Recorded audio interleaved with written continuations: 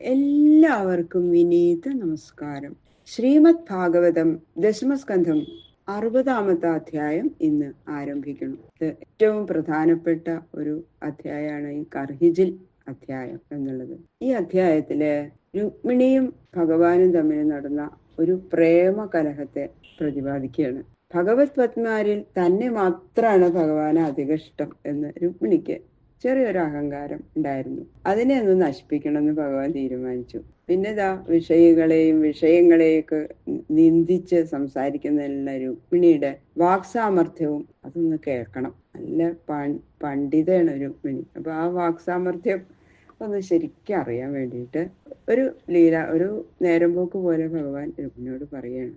ഒരു ദിവസം സ്വർഗത്തെക്കാളും രമണീയമായ തന്റെ കൊട്ടാരത്തിലുള്ള ആ ശയനമുറിയില് ഭഗവാൻ വിശ്രമത്തിനായിട്ട് എഴുന്നള്ളി. അതിമാർദ്ദവമുള്ള ആ ധൂളിമത്തയില് അങ്ങനെ വെറുതെ കിടന്നു.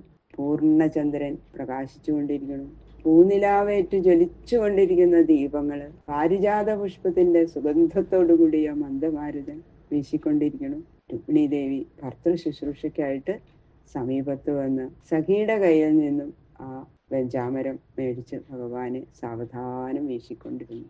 ദാസിമാരുണ്ടാവും വീശാൻ. വേഗം രുക്മിണി പറഞ്ഞു അവരോട് പൊക്കോളാൻ പറഞ്ഞിട്ട് അവരെ കൊണ്ട് വേണം, എനിക്ക് തന്നെ വീശണം ഭഗവാനെ എന്ന് വിചാരിച്ചിട്ട് വെഞ്ചാമരം മേടിച്ചിട്ട് രുക്മിണി ദേവി എന്നെ ചിരിച്ചുകൊണ്ട് ഭഗവാനെ ഇങ്ങനെ വീശിക്കൊടുക്കുക. ഭഗവാൻ ഇങ്ങനെ നോക്കുമ്പോൾ അതിസുന്ദരിയായിട്ടിരിക്കണം. എന്തൊരു ഭംഗിയാണ് എൻ്റെ രുക്മിണിയെ കാണാൻ.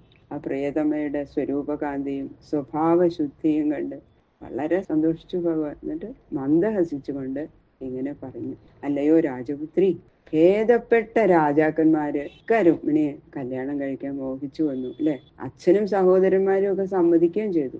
ഇത്രയെല്ലാം ആയിട്ട് എന്നെ സ്വീകരിച്ചത് എന്തിനാ രുക്മിണി? എന്ത് ഗുണം അപ്പൊ രുക്മിണി എന്നിൽ കണ്ടത്? രുക്മിണിയുടെ അറിവില്ലായ്മയോ ആലോചനയില്ലായ്മയോ ആണ് അതിന് കാരണം.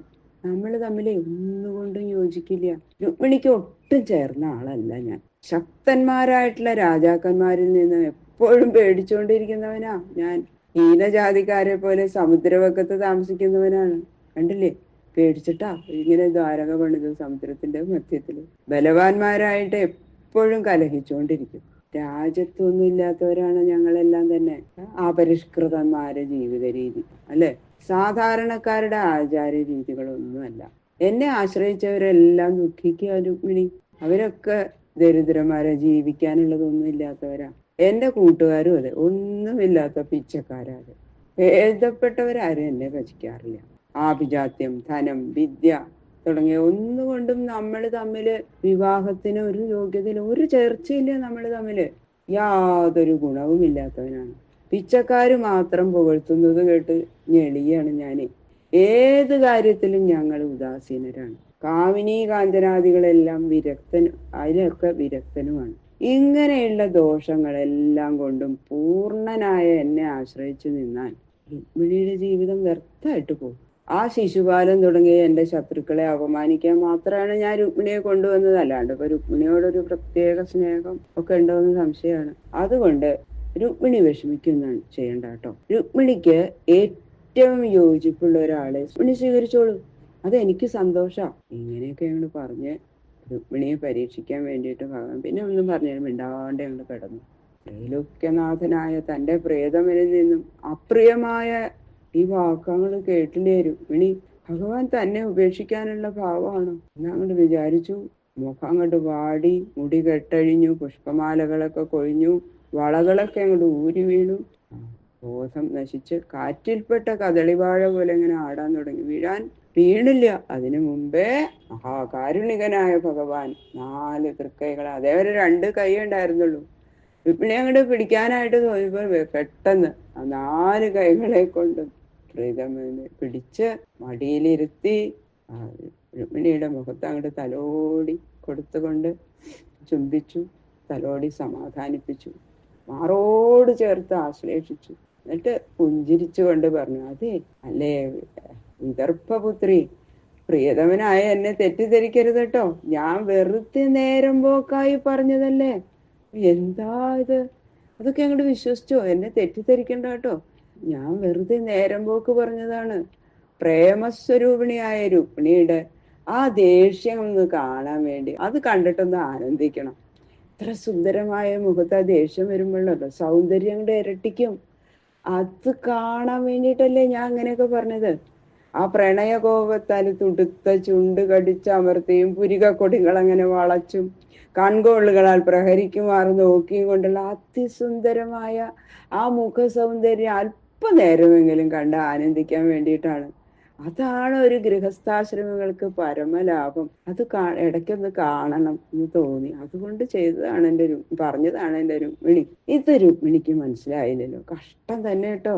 ഇതങ്ങോട്ട് അതിവാത്സല്യത്തോടു കൂടിയ ഭഗവാന്റെ ഈ വാക്കുകൾ കേട്ടപ്പോഴാണ് രുക്മിണിക്കൊന്ന് സമാധാനമായത്. അതേവരെ ഇങ്ങനെ പേടിച്ച് ഇരിക്കായിരുന്നു.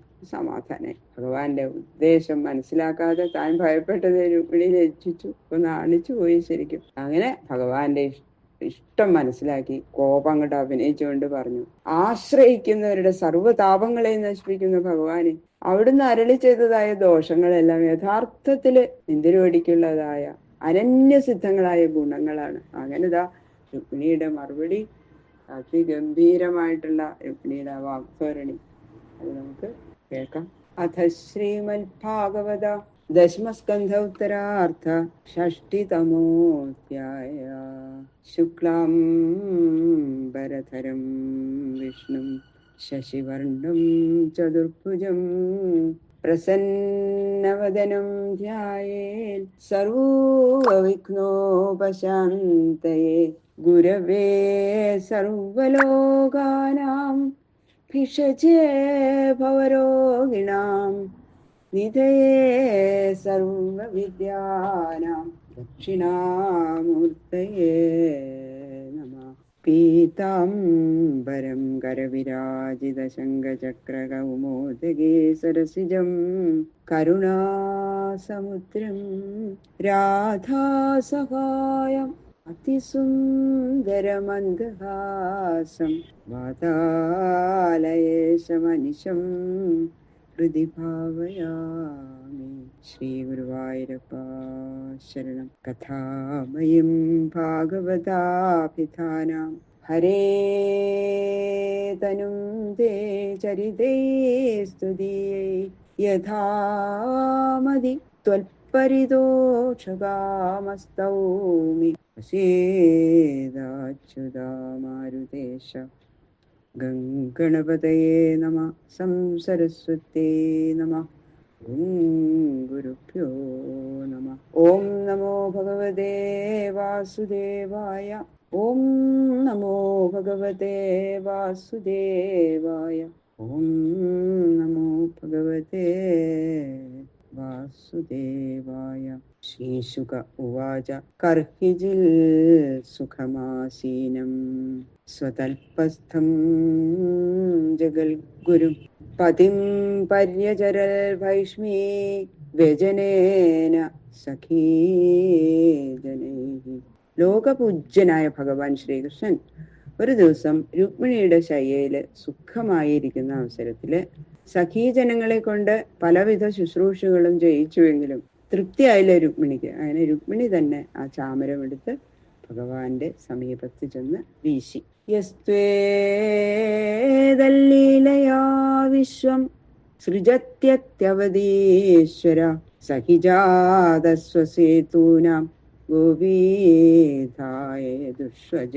രുക്മിണിയുടെ ആ ഭാഗ്യത്തിനെ പറ്റി സ്പഷ്ടമാക്കാൻ വേണ്ടിയിട്ട് ഭഗവാന്റെ മാഹാത്മ്യം ഇവിടെ കുറച്ച് സൂചിപ്പിക്കുകയാണ്. യാതൊരു ഭഗവാൻ ലീലയായിട്ട് ഈ കാണപ്പെടുന്ന ചരാചരാത്മകമായിരിക്കുന്ന ലോകത്തെ സൃഷ്ടിച്ച് രക്ഷിച്ച് സംഹരിക്കുന്നുവോ, ജന്മാതി വികാരരഹിതനായിരിക്കുന്ന ആ ഭഗവാൻ ശ്രീ മഹാവിഷ്ണു തന്നാൽ കൽപ്പിക്കപ്പെട്ട ലോകമര്യാദകൾ നിലനിർത്താൻ വേണ്ടി യദുകുലത്തിലെ മനുഷ്യരൂപേണ ജനിച്ചിരിക്കുകയാണല്ലോ. തസ്മിൻ അന്തർഗൃഹേ ഭ്രാജൻ മുക്താദാമ വിളംബിന വിരാജിതേ വിദാനേന ദീപൈർമണിമയൈരപി മല്ലികാദാമഭിപുഷ്പേ ദ്വിരേഫകുലനാദിതേ ജാലരന്ധ്രപ്രവിഷ്ടൈശ്ച ഗോഭിശ്ചന്ദ്രമസോമലൈഃ പയഃപേന നിഭേ ശുഭ്രേ പര്യങ്കേ കശിപുത്തമേ ഉപതസ്ഥേ സുഖാസീനം ജഗതാം ഈശ്വരം പതിം. ഭഗവാൻ കിടക്കുന്ന ആ രുക്മിണിയുടെ ആ അറ വർണ്ണിക്കാണ്. അറയെ പറ്റിട്ട് മേരാപ്പ് കെട്ടിങ്ങനെ അലങ്കരിച്ചിരിക്കുന്നുണ്ട്. ആ മുറിയിലെ മുത്തുമാലകൾ ഇങ്ങനെ വരി വരിയായിട്ട് ഇഴഞ്ഞു കിടക്കണുണ്ട്. രത്നമയങ്ങളായിരിക്കുന്ന അനേകം ഭദ്രദീപങ്ങൾ പ്രകാശിച്ചു കൊണ്ടിരിക്കുന്നു. മല്ലിക മുതലായ ബഹുവിധ പുഷ്പങ്ങൾ കൊണ്ട് കെട്ടിയിരിക്കുന്ന മാലകൾ തൂക്കിയിട്ടിട്ടുണ്ട്. അപ്പൊ അതിൽ നിന്നിങ്ങനെ വ്യാപിക്കുന്ന ആ സുഗന്ധം, ആ സുഗന്ധത്താൽ ആകർഷിക്കപ്പെട്ട വണ്ടിൻ കൂട്ടങ്ങള് ഹുങ്കാര ശബ്ദം ചെയ്തുകൊണ്ട് നാലു ഭാഗത്തും ഇങ്ങനെ പറന്നുകൊണ്ട് ആ മുറിയിൽ ഇങ്ങനെ ശബ്ദം മുഴങ്ങിക്കൊണ്ടിരിക്കുന്നു. ആ വണ്ടുകളുടെ ശബ്ദം. ജനവാതിലുകള് തുറന്നിട്ടിരിക്കുകയാണ്. അതുകൊണ്ട് അവയുടെ ദ്വാരങ്ങളിൽ കൂടി ശുദ്ധമായ ആ ചന്ദ്രികയുടെ പ്രവേശം നിമിത്തം ശീതളമായിരിക്കുന്നുണ്ട്. ആ പൂർണ്ണ ചന്ദ്രൻ ഉദിച്ചിരുന്നു. ജനാലയിൽ കൂടെ ഇങ്ങനെ ആ ചന്ദ്രന്റെ പ്രകാശം, ആ നിലാവ് അതിങ്ങനെ ആ മുറിയിലേക്ക് ഇങ്ങനെ വന്ന് ഭഗവാന്റെ ദേഹത്തിലേക്കും രുക്മിണിയുടെ ശരീരത്തിലേക്കും ആ നിലാവ് ഇങ്ങനെ വന്ന് എന്താ ഒരു തണുപ്പ് ആ മുറിയില്. ഇങ്ങനെ അലങ്കാരങ്ങളാൽ രമണീയമായിരിക്കുന്ന ഗൃഹാന്ത ഭാഗത്തിൽ പാൽനുര പോലെ ശുഭ്രമായിരിക്കുന്ന വിരിപ്പിന്റെ മീതെ വെച്ചിരിക്കുന്ന പട്ടുതലയിണകളില് ശോഭിച്ചു കൊണ്ടിരിക്കുന്ന ഉത്തമ പര്യങ്കത്തിൽ സുഖമായിരിക്കുന്ന ലോകേശ്വരനായ തന്റെ ഭർത്താവിനെ രുക്മിണി ശുശ്രൂഷിച്ചു. പാരിജാതവനാമോദവായുനോദ്യാനശാലിന ധൂപൈരഗരുജൈരാജൻ ജാലരന്ധ്ര വിനിർഗതൈഹി. ആ പുറത്ത് നല്ല സുന്ദരമായ ഒരു പൂന്തോട്ടുണ്ട്. ആ ഉദ്യാനത്തിന് അലങ്കാരമായ പാരിജാത പുഷ്പങ്ങളുടെ സുഗന്ധം ഉള്ളിലേക്കും അകത്തു പുകച്ചിരുന്ന അകലിന്റെ സുഗന്ധം പുറത്തേക്കും ആ ജനൽ കൂടെ ഇങ്ങനെ വ്യാപിച്ചിരിക്കുന്നു. എന്താ വർണ്ണന അല്ലെ. വാലവ്യജനമാദായ രത്നദണ്ഡം സഖീകരാൽ തേന വിജയതീ ദേവി ഉപാസാഞ്ചക്ര ഈശ്വരം. ഇങ്ങനെ കിടക്കുന്ന ആ ഭർത്താവിന്റെ സമീപത്ത് ചെന്ന് നിന്ന രുക്മിണി രത്നപിടിയോടുകൂടി ആ വെഞ്ചാമരം സഖികളുടെ കയ്യിൽ നിന്ന് വാങ്ങി അതുകൊണ്ട് താൻ തന്നെ ഭഗവാനെ വീശിക്കൊണ്ട് പുഞ്ചിരിച്ചുകൊണ്ട് ഭഗവാനെ അടുത്ത് ചെന്നിങ്ങനെ നിന്നു സേവിച്ചുകൊണ്ട് നിൽക്കണം. സോപാച്യുതം ഗുണയതീ മണിനൂപുരാഭ്യാം രേജേങ്കുലീയവലയ വ്യജനാഗ്രഹസ്ഥ വസ്ത്രാന്തഗൂഢകുജകുങ്കുമശോണകാരഭാസ നിതംബഹൃദയാജ പരാർത്ഥ്യകാഞ്ച്യ. അതങ്ങോട്ട് കണ്ടപ്പോ ഭഗവാന് ആ രുക്മിണി ഇങ്ങനെ നിക്കണ കണ്ടപ്പോ കൂടുതൽ പ്രേമം അങ്ങോട്ട് തോന്നിയിരുന്നു രുക്മിണിയോട്. ആ വീശുന്ന സമയത്ത് കൈകളിലും കാലുകളിലും ഇട്ടിരിക്കുന്ന വളകളുടെയും കാൽച്ചിലമ്പുകളുടെയും ഒക്കെ അതിങ്ങനെ ഇളകണുണ്ട്. ആ ഇളക്കം കൊണ്ട് മനോഹര ശബ്ദം പുറപ്പെടുവിച്ചും കൊണ്ട് ശ്രീകൃഷ്ണ സമീപത്തിൽ നിൽക്കുന്ന രുക്മിണി കൈവിരലുകളിൽ ധരിച്ചിരിക്കുന്ന മോതിരങ്ങൾ കൊണ്ടും പിടിച്ചിരിക്കുന്ന വെഞ്ചാമരങ്ങൾ കൊണ്ടും മേലിട്ടിരിക്കുന്ന വസ്ത്രത്താൽ മറയ്ക്കപ്പെട്ടിരിക്കുന്ന കുജങ്ങളിൽ അലങ്കരിച്ചിരിക്കുന്ന ആ കുങ്കുമത്തിന്റെ സംസർഗ നിമിത്തം തുടുത്തിരിക്കുന്ന മുത്തുമാലകൾ കൊണ്ടും അരയിൽ ധരിച്ചിരിക്കുന്ന വിലമതിക്കാൻ കഴിയാത്ത അരഞ്ഞാണുകൊണ്ടും ഏറ്റവും പ്രകാശിച്ചു. അതിസുന്ദരിയായിട്ട് എന്ത് രുക്മിണി എത്ര സുന്ദരിയാന്ന് തോന്നി. ഭഗവാൻ ഇങ്ങനെ പ്രേമപൂർവ്വം രുക്മിണിയെ തന്നെ ഇങ്ങനെ നോക്കിക്കൊണ്ടിരിക്കുക. ഇങ്ങനെയുള്ള അലങ്കാരങ്ങൾ ധരിച്ച് ശ്രീകൃഷ്ണ സന്നിധാനത്തിൽ നിന്ന് വീശുന്ന രുക്മിണിക്ക് അപൂർവമായ ഒരു പ്രകാശം ഉണ്ടായിരുന്നു. ബാക്കിയുള്ള ശ്ലോകങ്ങള് നാളെ നോക്കാം.